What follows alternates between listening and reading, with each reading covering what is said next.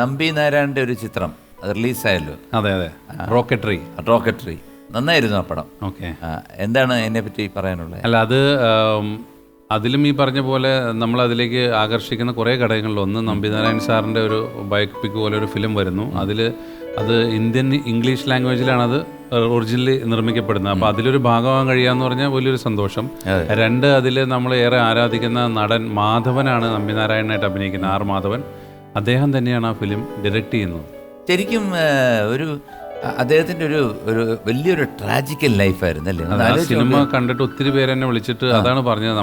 എന്നെ കണ്ടു എന്നുള്ള സന്തോഷത്തിലാണ് വിളിക്കുന്നത്. പക്ഷെ മെയിനായിട്ട് പറയുന്നത് ഇതാണ്, ആ സിനിമ കണ്ടിട്ട് കുറേ നേരത്തേക്ക് സ്പീച്ച്ലെസ് ആയിട്ട് ഇരുന്ന് പോയി. അതിൻ്റെ ഒരു ഭാഗമാകാൻ കഴിഞ്ഞത് വളരെ ഒരു സന്തോഷം, നല്ലൊരു പ്രോജക്റ്റിൻ്റെ ഇതുപോലെ നല്ല അപ്രീസിയേഷനും കിട്ടിയ ഒരു പ്രോജക്റ്റ് ആയിരുന്നു. പിന്നെ പുതിയൊരു ഇതുണ്ടല്ലോ, ഫ്രണ്ട് റോ ഫിലിംസ്, അതെൻ്റെ പ്രൊഡക്ഷൻ ഹൗസാണ്, എൻ്റെ ഈ ആഡ് ഫിലിം. അപ്പോൾ ആദ്യകാലത്ത് ഞങ്ങളൊരു 3 സുഹൃത്തുക്കൾ ചേർന്നിട്ടുള്ള ഒരു ആഡ് ഫിലിം കമ്പനിയായിരുന്നു. കുറച്ച് വർഷങ്ങൾ 10 വർഷത്തോളം ഒരുമിച്ചായിരുന്നു. പിന്നെ 3 പേരും സ്വന്തമായിട്ട് ഓരോരോ തിരക്കുകൾ വന്നപ്പോൾ ഓരോ കമ്പനികളായിട്ട് നീങ്ങി.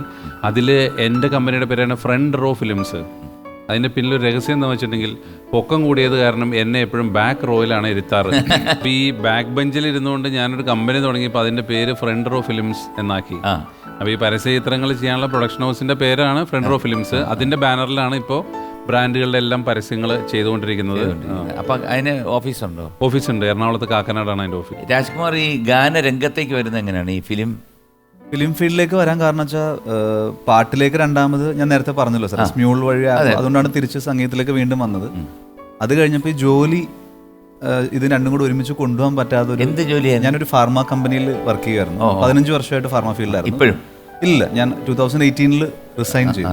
അങ്ങനെ കുറച്ച് ചെറിയ പ്രോഗ്രാംസ് ഒക്കെ ആയിട്ട് വന്നിട്ടിരുന്ന സമയത്താണ് നമ്മുടെ കോവിഡ്. അങ്ങനെ നമ്മളെല്ലാവരും 3 മാസം ലോക്ക്ഡൗണിൽ ഇരുന്ന സമയത്താണ് കൈലാസ് മേനോൻ, ജീവാംശമായി ഒക്കെ പുള്ളി എൻ്റെ ഒരു പാട്ട്, ഞാൻ കുറച്ച് നാൾ മുമ്പ് എൻ്റെ ഒരു സുഹൃത്തിൻ്റെ ഫംഗ്ഷന് വെറുതെ ഇരുന്ന് ശ്രീരാഗമോ എന്ന് പറഞ്ഞ പാട്ട് പാടി ഇട്ടൊരു വീഡിയോ പുള്ളി എടുത്ത് പോസ്റ്റ് ചെയ്തു. അങ്ങനെയാണ് എനിക്ക് ഇപ്പം അനൂപേട്ടൻ, രാഹുലേട്ടൻ അവരൊക്കെ ആയിട്ടുള്ളൊരു പരിചയം എന്നതും. ആറാട്ട് എന്നുള്ള സിനിമയിലാണ് ആദ്യം ഞാൻ പാടുന്നത്. സാറ് പാടിയിട്ടുണ്ട് അതിനകത്തൊരു കണ്ടം കേറി സോങ് ഉണ്ട്. അതിലൊരു എൻസെമ്പിൾ ടൈപ്പ് സോങ് ആണ്, ഒരു 4 പേര് ചേർന്ന് പാടുന്നതാണ്. അതിലൊരു 2 വരി സോളോ ആയിട്ട് ഉണ്ട്. അതായിരുന്നു എൻ്റെ ആദ്യത്തെ.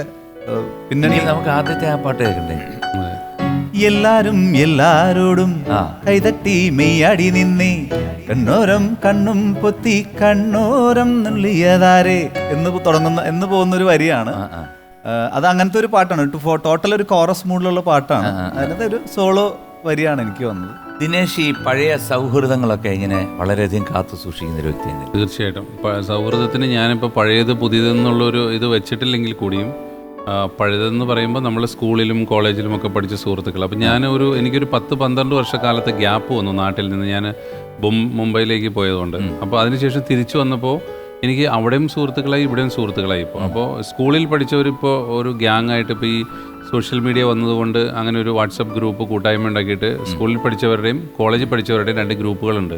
അപ്പോൾ ഈ 2 ഗ്രൂപ്പിലും ആക്റ്റീവായിട്ട് ഇടയ്ക്കിടയ്ക്ക് ഒരു ആക്ടിവിറ്റീസ് ഉണ്ടാവാറുണ്ട്. ആരെങ്കിലും ഒരാളുടെ റിലേറ്റീവിൻ്റെ കല്യാണമോ അങ്ങനെയൊക്കെ വരുമ്പോൾ കാണുന്നു, എല്ലാവരും കൂടെ ഒരു ഗെറ്റ് ടുഗദർ നടന്നു. അപ്പോൾ ഞാൻ കേട്ടത് ദിനേശ് അവിടെ പാടാറുണ്ടെന്നാണ്.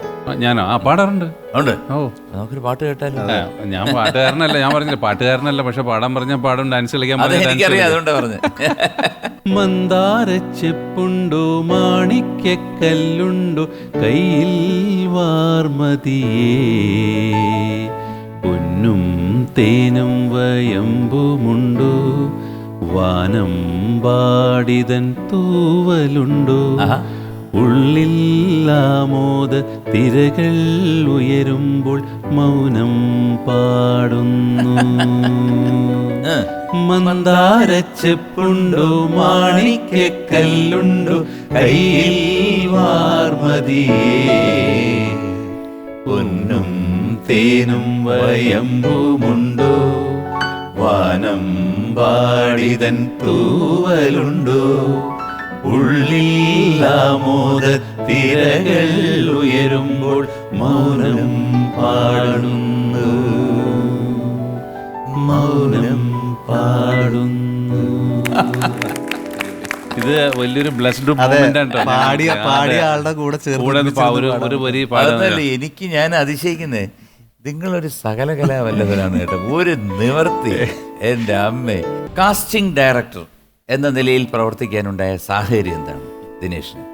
അതായത് ഈ നമ്മളുടെ പരസ്യ ചിത്രങ്ങൾ സംവിധാനം ചെയ്യണ കാര്യം പറഞ്ഞല്ലോ. അപ്പോൾ ഈ പരസ്യ ചിത്രങ്ങളിൽ കൂടുതലും മോഡൽസ് നമ്മളെപ്പോഴും വരിക പുറത്തുനിന്നായിരിക്കും. ആ കാലഘട്ടത്തിൽ അങ്ങനെയായിരുന്നു. ഇപ്പോൾ അതിനൊരു മാറ്റം വന്നിട്ടുണ്ട് സമഗ്രമായിട്ട്. എന്നാലും ഇപ്പോഴും ലീഡിങ് കുറേ വലിയ മോഡൽസൊക്കെ വരെ ബോംബെ എന്നൊക്കെ തന്നെയാണ്. ഒരു ബോംബെ, ബാംഗ്ലൂർ, ചെന്നൈ ഒക്കെ വരും.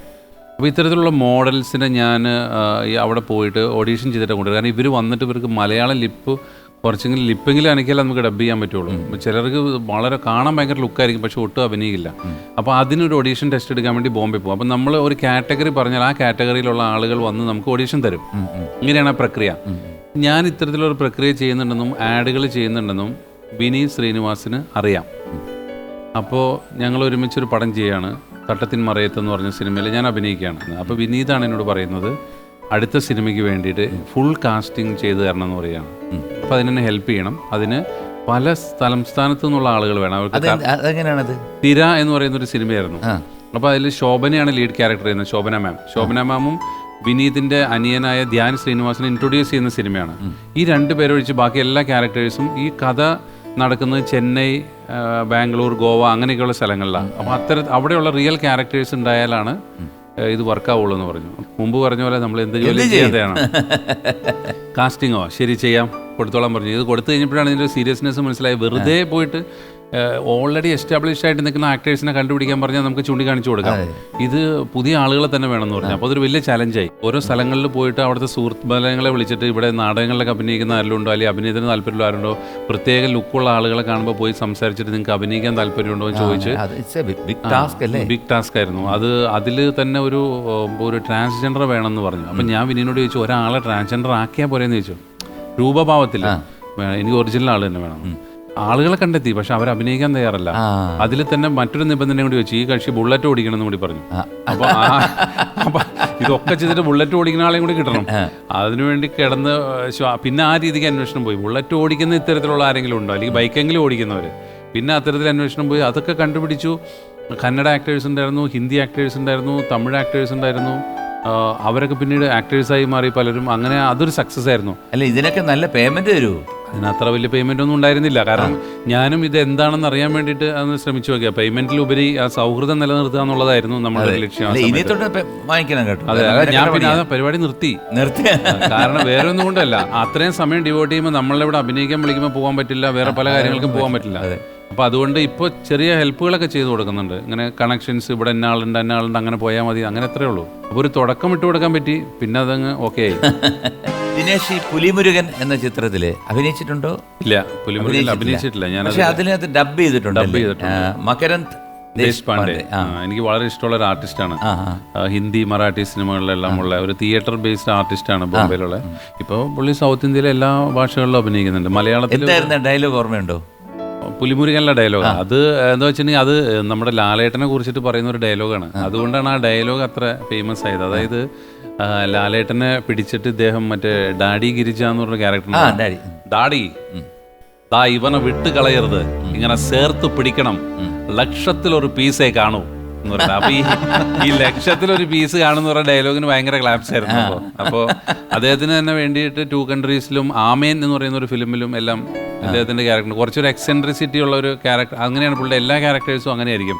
സംസാരിക്കുന്നതൊക്കെ മുടിയും എല്ലാം കുടഞ്ഞ് മുഖമൊക്കെ ഇളക്കിയിട്ടായിരിക്കും. അപ്പൊ ഡബയിൽ അത്ര ഈസി അല്ല പെട്ടെന്ന് പുള്ളിയുടെ ഒരു ലിപ്പ് പിടിച്ചെടുക്കൽ അങ്ങനെയൊക്കെ നിർത്തിയും ഒരു അർത്ഥോക്തിയിലൊക്കെ നിർത്തിയിട്ട് അടുത്ത സാധനമൊക്കെ എടുത്തു കളയും.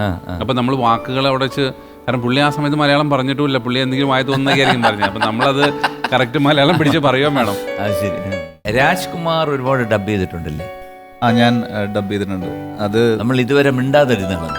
ഒരുപാട് സിനിമകൾക്ക് ഡബ് ചെയ്തൊരു വ്യക്തിയാണ് ഞാൻ. ഇപ്പോൾ ഡബ് ചെയ്യുന്നതിൽ എന്തെങ്കിലും ഒരു പെർഫെക്ഷൻ ഉണ്ടെങ്കിൽ അതിൻ്റെ ക്രെഡിറ്റ് ശ്രീജി ചേച്ചിക്കാണ്. ചേച്ചിയുടെ ഒരു സ്കൂളിംഗ് ഉണ്ടായിരുന്നു കുറച്ച് നാളത്തെ.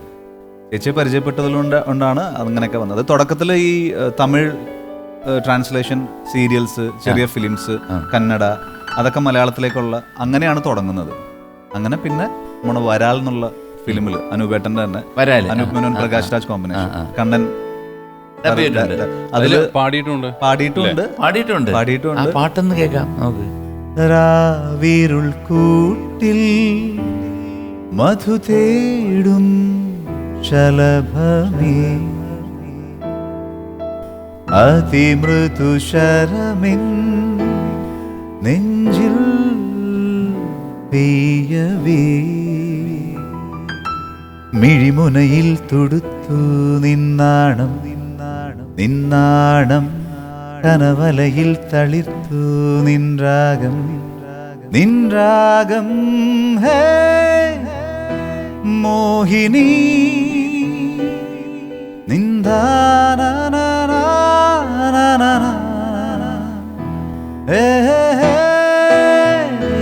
കാമിനി